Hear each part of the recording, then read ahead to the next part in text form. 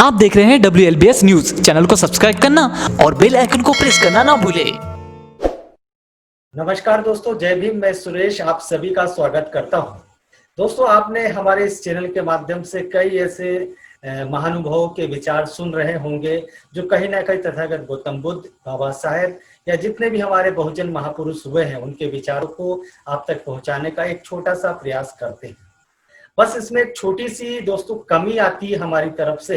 काफी दोस्तों ने हमें कहा है कि आपके चैनल में जो वीडियो होते हैं उसकी क्वालिटी बहुत पुअर होती है, बहुत खराब होती है, देखने का मन भी नहीं करता है।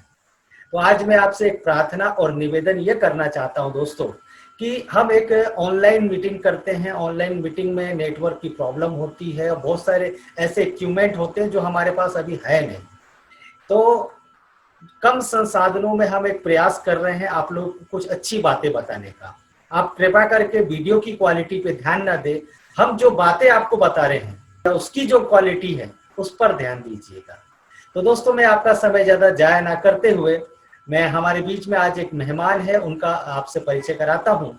हमारे बीच में मध्य प्रदेश से संगीता जी, जो कि बुद्धिस्ट एक्टिविस्ट है और महिलाओं के अंदर में जो बहुत सारी ऐसी कुरीतियां होती है, बहुत सारी ऐसी बातें होती है जिसके कारण उनका बौद्धिक विकास नहीं होता है, वैज्ञानिक दृष्टिकोण नहीं बन पाता है, मानवतावादी विचार नहीं उनके अंदर में विकसित हो पाते हैं।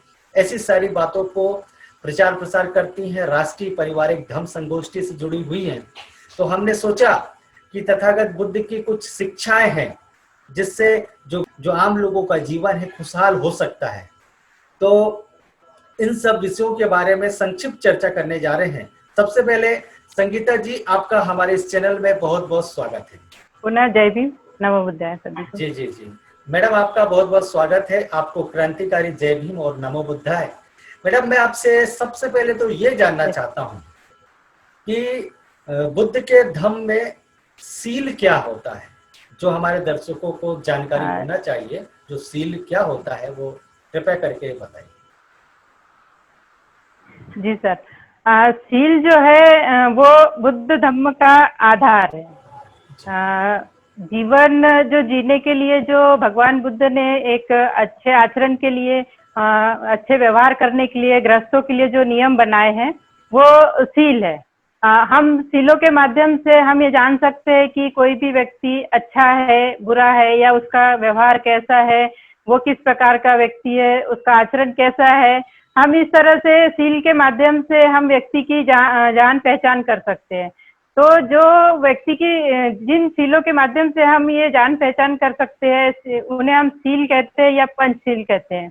अब सवाल ये उठता है कि सील क्या है या पंचशील क्या है। तो पंच का मतलब होता है 5 और सील का मतलब होता है नियम। भगवान बुद्ध ने जो 5 नियम बनाए हैं, जो पंचशील बनाए हैं गृहस्थों के लिए, सामान्य व्यक्तियों के लिए, उन्हें हम सील या पंचशील कहते हैं। तो इसको हम सील को हम सामान्य भाषा में इस तरह भी समझ सकते हैं कि जब हम किसी दुकान पर जाते हैं और कोई भी सामान हम जब या कोई भी वस्तु या कोई सामान हो तो हमें खरीदना होता है, तो हम किसी दुकान पर जाते हैं। तो दुकान पर जाते हैं तो हम दुकानदार से कहते हैं कि हमें सील बंद या पैक बंद डिब्बा चाहिए या वस्तु चाहिए या सामान चाहिए। तो जब हम दुकानदार से मांग करते हैं और दुकानदार हमें सील बंद डिब्बा या पैक वाला डिब्बा देता है तो ही हम उसको खरीदते हैं, अन्यथा हम खुले वाले डिब्बे को नहीं खरीदते। क्योंकि जो बंद डिब्बा होता है उसमें गुणवत्ता होती है। इसी तरह से मनुष्य जीवन में भी सीलों का बहुत महत्व है। मनुष्य के जीवन में सीलों को उतारने के लिए, आचरण में उतारने के लिए हमें भी हमारे जीवन में भी सीलों को बंद होना चाहिए, हमारे आचरण में भी सीलों को की गुणवत्ता होनी चाहिए। जी सर। जी मैडम, आपने बहुत अच्छी बातें बताई। तो आप चलते चलते ये भी बताइए कि जो गृहस्थों के लिए सील का क्या महत्व है। जो गृहस्थ जीवन है उनके लिए जो सील है उसका क्या महत्व है। गृहस्थों के लिए सील का महत्व इसीलिए है कि भगवान बुद्ध ने जब गृहस्थों के लिए सील बनाए थे तो गृहस्थों को इसका प्रयत्न करना चाहिए, सील पालन करने के लिए प्रयत्न करना चाहिए। इसका महत्व इसलिए है कि यदि हम सील का पालन करते हैं, गृहस्थ लोग यदि सील का पालन करते हैं तो अनेक मुसीबतों से, अनेक कठिनाइयों से, अनेक अपराधों से वो छुटकारा पा सकते हैं, उनका जीवन सुखमय हो सकता है। यदि हम या ग्रस्त इन सीलों का पालन नहीं करते हैं तो अनेक मुसीबतों में गिर जाते हैं, कई अपराध कर बैठते हैं, उन्हें सजा भी हो सकती है। तो इसीलिए भगवान बुद्ध ने कहा है कि मनुष्य को सीलों को अपने जीवन में उतारने का प्रयत्न करना चाहिए, प्रयास करना चाहिए। उसमें मनुष्य का जीवन, हमारा जीवन सुखमय हो सकता है, हमारे आसपास का वातावरण सुखमय हो सकता है, हम अच्छा जीवन जी सकते हैं और हम अनेक बीमारियों से दूर हो सकते हैं, सारी समस्याओं से हट सकते हैं। तो सीलों का जो है मनुष्य जीवन में बहुत महत्व है। यदि आप अच्छे से पालन करते हो तो आप अच्छा जीवन जी सकते हो, और यदि आप सीलों का पालन नहीं करते हो तो आप अनेक समस्याओं से घिर सकते हो। तो इसको हम थोड़ा सा इस प्रकार भी समझ सकते हैं कि एक उपासक है, एक उपासक जो बुद्ध विहार आता है, और बुद्ध विहार आता है उपासक, तो वो भंते जी से पूछते हैं कि भंते जी, मेरा बुद्ध विहार में आने का मन नहीं करता है। तो भंते जी कहते हैं कि उपासक से कि क्यों? तो उपासक कहता है कि भंते जी, मैं जब भी बुद्ध विहार आता हूँ तो मुझे हमेशा यही कहा जाता है कि आपको सीलों का पालन करना चाहिए, सीलों का पालन करना चाहिए। तो और मैं अन्य किसी धार्मिक स्थलों पर जाता हूँ तो मुझे इस प्रकार से नहीं कहा जाता है। तो मैं कोई भी पाप करूँ या कोई भी कर्म करूँ तो मैं कोई भी पूजा पाठ या हवन या कोई भी पवित्र नदी में डुबकी लगाकर मैं अपने पाप कर्मों से छुटकारा पा लेता हूँ। तो भंते जी ने कहा कि नहीं, ये सही नहीं है, क्योंकि यदि ये सही होता, उपासक यदि ये सही होता तो पुलिस नहीं होती, कोर्ट नहीं होते, न्यायालय नहीं होते, जज नहीं होते। क्योंकि कोई भी व्यक्ति यदि अपराध करता है, पाप करता है किसी भी तरह से, तो वो पुलिस उसे पकड़ के ले जाती है, उसको कोर्ट में पेश करती है, जज के पास ले जाती है। यदि इस प्रकार का ये जो नदी में डुबकी लगा के या या पूजा पाठ करके यदि इन सब चीजों से हम छुटकारा यदि पा सकते थे, तो फिर जज सजा क्यों सुनाता है? भाई, अपराध करने वालों को जज ऐसा क्यों नहीं बोलता है कि आप जाइए और किसी नदी में डुबकी लगा लीजिए या आप पूजा पाठ हवन करवा लीजिए, तो आपके सारे पाप धुल जाएंगे, आपकी सारी सजाएं कम हो जाएगी, आपके अपराध कम हो जाएंगे। तो ये सब चीजें ये तर्क करने वाली बात है। तो भंते जी ने कहा उपासक से कि हे उपासक, ये सब चीज सत्य नहीं है, हमें थोड़ा सा तर्क के आधार पर बात करनी चाहिए। तो ये जो सीलों का महत्व है, ये सीलों का महत्व मनुष्य जीवन में बहुत मायने रखता है। मनुष्य को हमेशा इनका पालन करने का प्रयास करना चाहिए, प्रयत्न करना चाहिए, तभी हमारा जीवन सुखमय हो सकता है और हम सुखी जीवन जी सकते हैं। जी सर। मैडम, आप बहुत अच्छे तरीके से समझा रही हैं, हम आपका साधुवाद करते हैं। निश्चित रूप से हमारे दर्शक आपकी बात यदि सुन रहे होंगे तो बहुत ही सहजता के साथ, सरलता के साथ उनके समझ आ रही होगी। जब हम बुद्ध की बात कर रहे हैं, तथागत गौतम बुद्ध की बात कर रहे हैं, उनके धम्म की बात कर रहे हैं और सीलों की बात कर रहे हैं, तो डॉक्टर बाबा साहब भी हमें याद आ जाते हैं। उन्होंने भी अपने अनुयायियों को 5वें सील के बारे में बताया था। वो क्या बताया था 5वें सील के बारे में? जी सर, बाबा साहब ने 5वें सील के बारे में हम लोग को बताया था, सभी को बताया था कि 5वां सील जो है वो पहले नंबर पर होना चाहिए। क्योंकि 5वां सील जो है वो यदि कोई व्यक्ति 5वें सील का पालन करता है तो वो बाकी के सभी सीलों का पालन कर सकता, और यदि कोई व्यक्ति 5वें सील का पालन नहीं करता है तो वो बाकी के जो 4 सील है वो चारों सीलों को भी तोड़ता है। तो बाबा साहब ने कहा था कि जो 5वें नंबर का सील है उसको पहले नंबर पर होना चाहिए, क्योंकि यदि 5वें नंबर का जो सील है, मैं नशा प्रमाद नहीं करूंगा। यदि कोई भी व्यक्ति नशा करता है तो नशा करने के बाद क्या होता है कि व्यक्ति अपना होश खो बैठता है, और जब व्यक्ति अपना होश खो बैठता है तो वो झूठ भी बोलता है, क्योंकि वो नशे का आदी हो जाता है। किसी भी प्रकार का नशा हो, चाहे वो शराब हो, गांजा हो, भांग हो या किसी भी तरह का नशा हो, यदि व्यक्ति उसमें लीन हो गया, उसमें लिप्त हो गया, उसका आदी हो गया, तो वो झूठ बोलता है, क्योंकि उसको नशा करने के लिए पैसों की आवश्यकता होती है। और यदि उसको उसकी जो लत है वो पूरी नहीं हो रही है तो वो क्या करता है कि वो झूठ बोलेगा, झूठ बोलने से नहीं मिलता है तो फिर क्या करता है, वो दूसरा सील भी तोड़ता है, चोरी करता है। तो चोरी करता है, चोरी वो घर से चोरी करेगा पहले तो, फिर उसके बाद में फिर वो आस पड़ोस में चोरी करेगा, बाहर चोरी करेगा। चोरी करने से यदि उसके हाथ में कुछ आ भी जाएगा, पैसा या कुछ धन आ भी जाता है तो वो अपने और अन्य कामों में लगाता है उसको, जैसे कि व्यभिचार, मिथ्या आचरण करना, इस तरह से के कामों में लगाता है। तो वो अपना तीसरा सील भी तोड़ता है।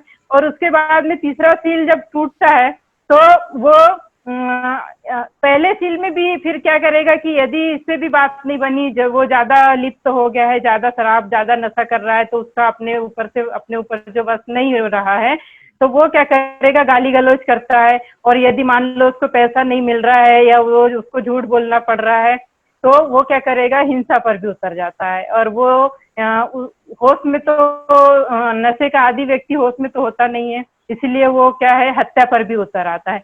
तो इस तरह से क्या है कि यदि जो व्यक्ति पांचवा सील तोड़ता है वो बाकी के सारे सीलों को ऑटोमेटिक तोड़ने लग जाता है। तो इसीलिए बाबा साहब ने कहा था कि आपको ये जो पहले नंबर का, पांचवें नंबर का सील है उसको पहले नंबर पर होना चाहिए, क्योंकि यदि पहले नंबर पे इस सील का पालन किया जा सकता है तो फिर ये बाकी के चारों सीलों का भी पालन कर सकते हैं। तो इसीलिए बाबा साहब ने कहा था कि पांचवें नंबर का सील पहले नंबर पर होना चाहिए, गृहस्थों के लिए बहुत ही आवश्यक है। जी, बहुत अच्छी बात बताई आपने। एक वारिस सील और चारित सील, इसके बारे में भी मैंने सुना है और सारे हमारे दर्शकों ने भी इस बारे में कहीं पढ़ा होगा या सुना होगा। कृपया करके मैं चाहता हूँ उसे आप थोड़ा सा समझाएं हमें। जी सर, वारिस सील और चारित सील, भगवान बुद्ध ने वारिस सील और चारित सील क्या है, कोई भी सील, जो प्रत्येक सील जो गृहस्थों के लिए बनाए हैं भगवान बुद्ध ने, वो तीन तरह से काम करते हैं। एक तो मन से, और दूसरा है वाणी से, और तीसरा है काया से, यानी कि शरीर से। जो सील है हमारे, प्रत्येक सील जो है ये तीन तरह से काम करते हैं। तो वारिस सील का मतलब है कि जो काम हमें नहीं करना है वो वारिस सील के अंतर्गत आते हैं, और जो काम हमें करना है वो चारित सील के अंतर्गत आते हैं।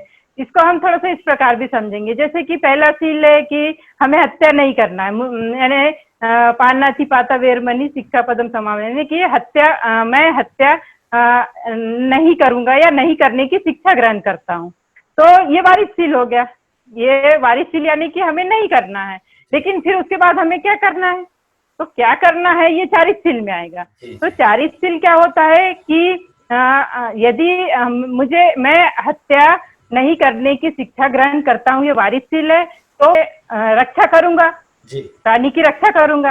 भाई वारिस सील है कि मैं हत्या नहीं करूंगा, तो फिर चारित सील आ जाएगा कि मैं रक्षा करूंगा या लालन पालन करूंगा।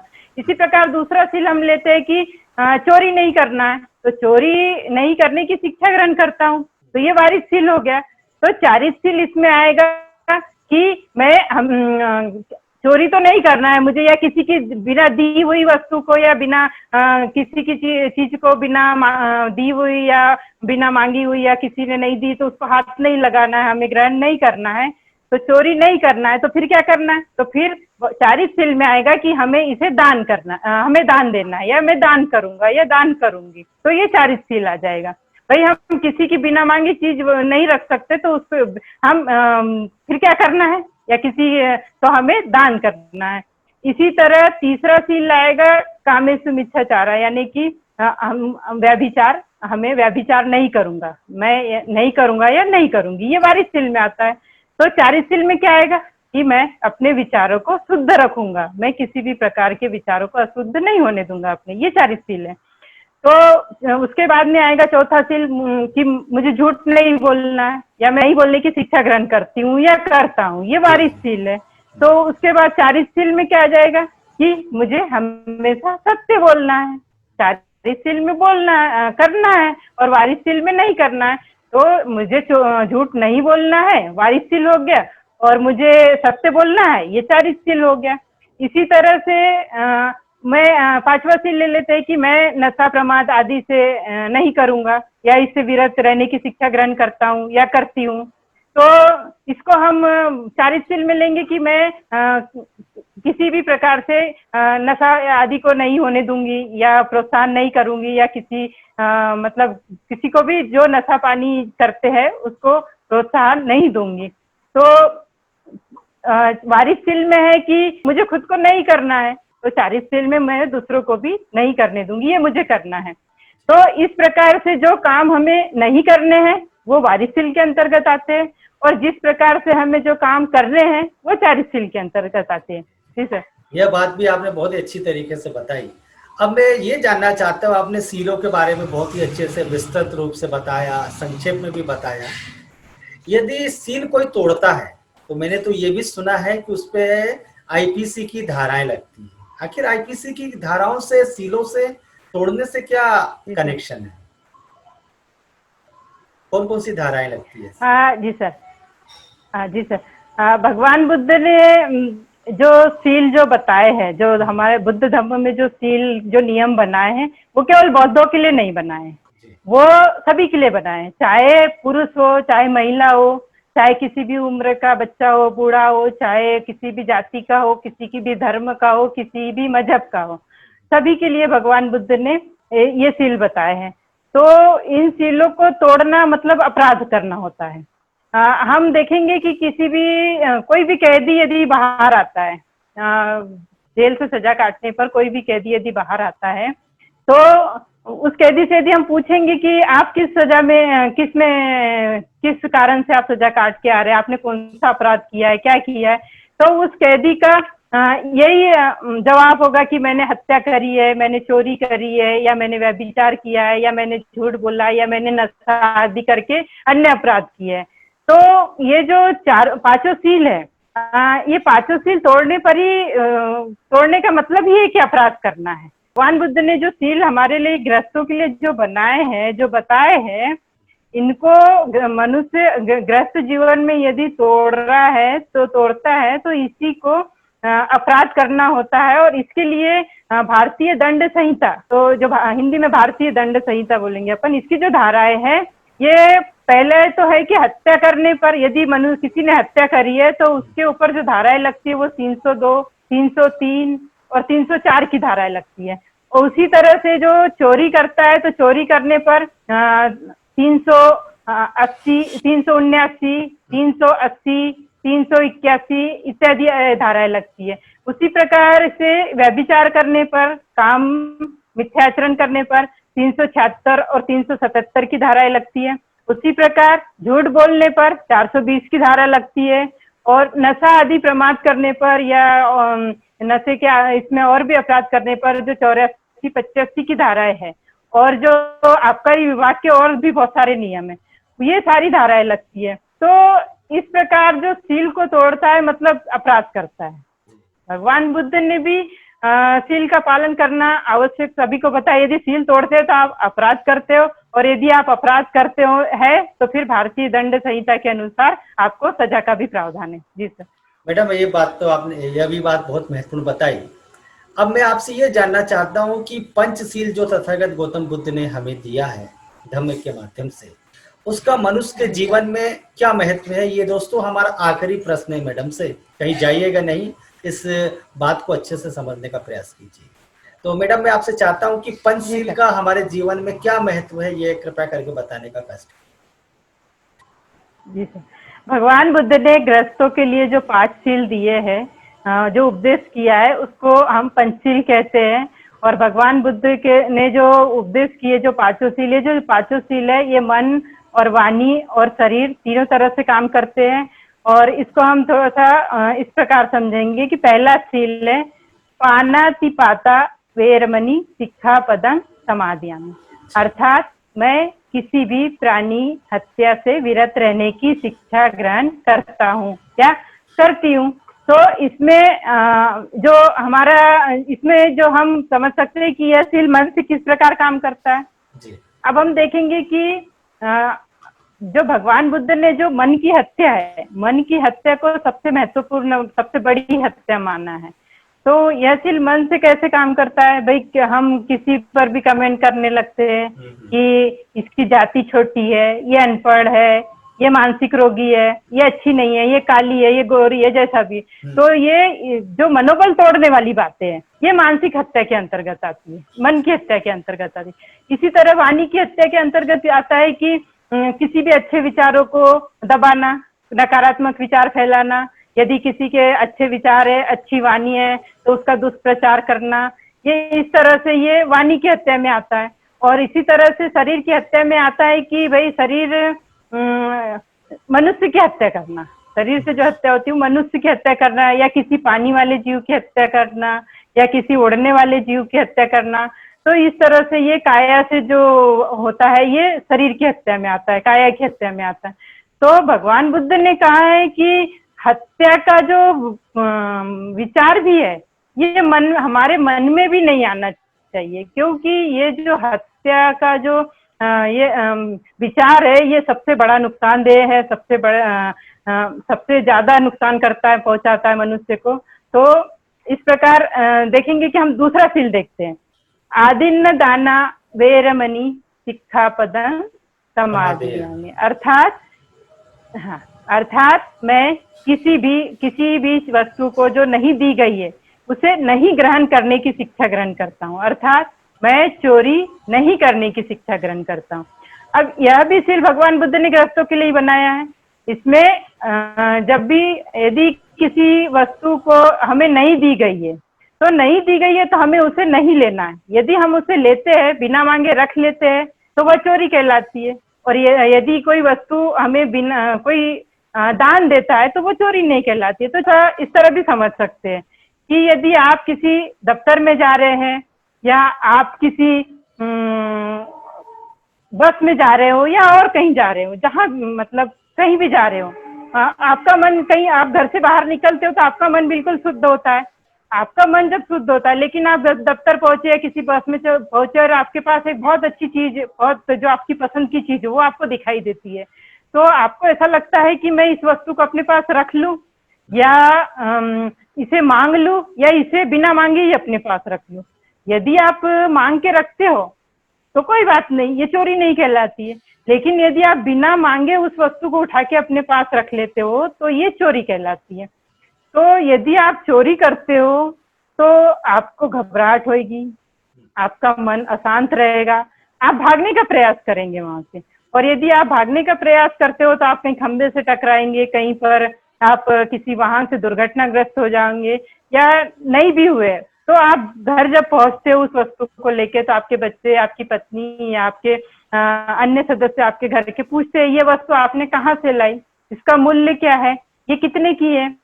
तब आपके पास उसका कोई उत्तर नहीं होगा, कोई भी जवाब नहीं होगा। क्यों? क्योंकि आपने ये वस्तु चोरी करके लाई है। यदि आप इससे मांग के लाते या खरीद के लाते तो आप निसंकोच बता सकते थे, लेकिन जब आपने इसे चोरी करके लाई है तो आप घर के लोगों को भी नहीं समझा सकते, नहीं बता सकते।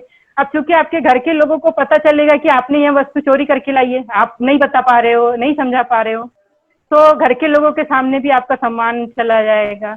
यदि आप चोरी करते हुए पकड़ा गए होते या पकड़ा जाते तो आपको सजा भी हो सकती थी, आप सजा काटते काटते आपकी मृत्यु भी हो सकती थी, या आप घबराहट में आपका बीपी आपको अटैक भी आ सकता था, या कुछ भी हो सकता था। तो इसीलिए भगवान बुद्ध ने कहा है कि बिना दी हुई वस्तु से या चोरी से दूर रहना है, और गृहस्थों को और चोरी नहीं करना है। इसी तरह तीसरा शील है कामेषु मिच्छाचारा वेरमणि सिक्खापदं समादियामि।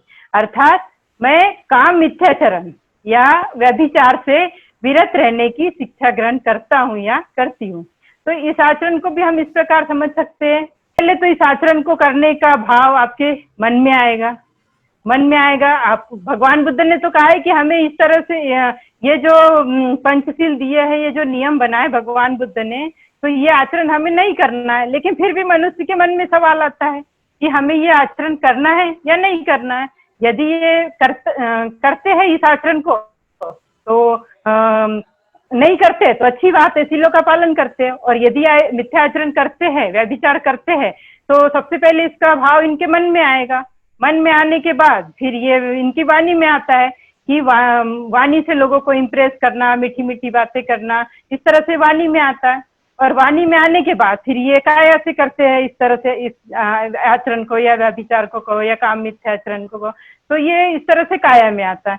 तो हम देखेंगे कि यदि कोई व्यक्ति इस आचरण को अपनाता है तो वो अनेक बीमारियों से घिर जाता है, उस अनेक बीमारियों से घिर जाता है। आज की भाषा में कहेंगे आप साफ सुथरे शब्दों में तो एड्स की बीमारी ले लो, जिसका कोई भी इलाज नहीं है। ये इसी आचरण को अपनाने के कारण इस बीमारी से लोग घिर जाते हैं।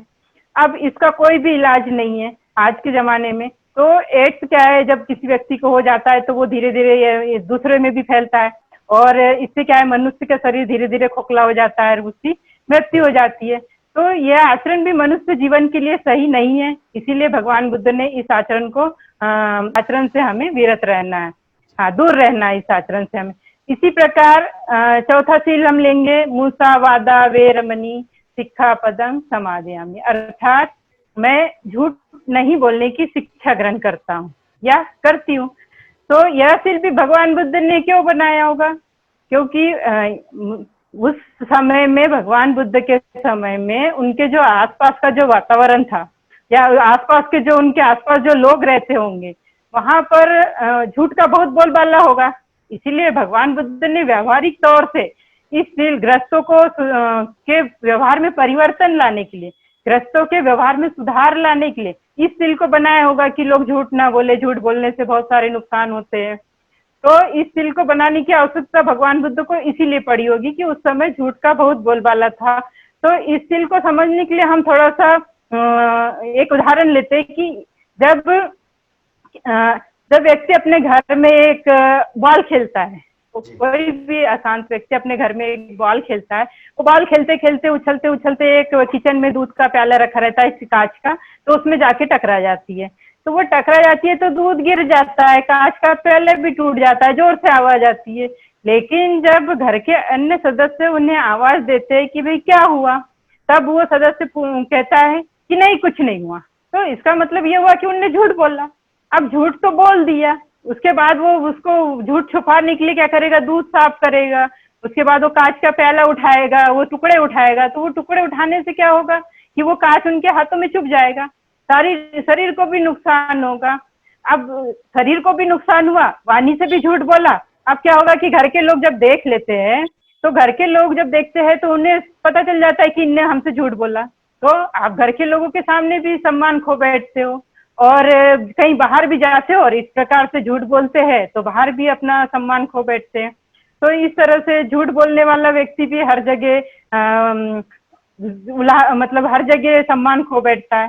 तो पांचवा सील हम लेंगे, सूरा मेरे मज्ज पमाद ठाना वेरमणि सिक्खापदं समादयामि, अर्थात मैं किसी भी प्रकार के नशा प्रमाद से विरत रहने की शिक्षा ग्रहण करता हूँ या करती हूँ। तो हाँ, क्योंकि ये सील भगवान बुद्ध ने नहीं सबके लिए बनाए हैं, चाहे वो महिला हो, चाहे पुरुष हो, चाहे किसी भी धर्म का हो, किसी भी जाति का हो, कोई भी हो, सभी के लिए, बच्चा हो, बूढ़ा हो, युवा हो, सभी के लिए भगवान बुद्ध ने सभी को ध्यान में रखते हुए पांचों सील बनाए गृहस्थों के लिए, सामान्य व्यक्ति के लिए। तो इस सील में भी आपका मन जानता है कि आपको नशा करना है कि नहीं करना है। भगवान बुद्ध ने तो कहा है कि ये सब चीजें गृहस्थों को नहीं करना है, इससे विरत रहना है। लेकिन फिर भी मनुष्य कहता है कि मुझे इसको करना है या नहीं करना है। यदि नहीं करना है तो अच्छी बात है, वो सीलों का पालन करते।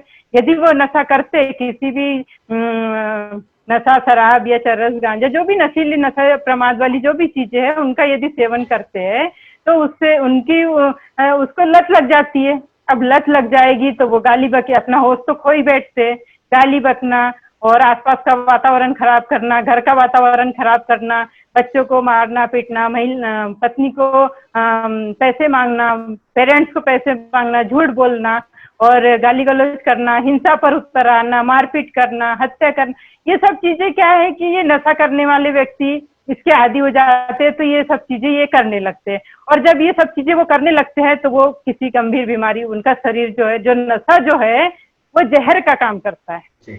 मनुष्य के शरीर में नशा जो है वो जहर का काम करता है। यदि वो नशा, वो जहर वो धीरे धीरे पीते रहे, अपने शरीर में डालते रहे, तो धीरे धीरे उनका शरीर क्या हो जाएगा कि अन्य बीमारियों से घिर जाएगा, और उनके शरीर में जो है, और उनकी जो बीमारियां जो है, उनका शरीर खोखला कर देगी, और वो धीरे धीरे वो इस दुनिया को अलविदा कह देंगे, मृत्यु की तरफ जाने लगते हैं।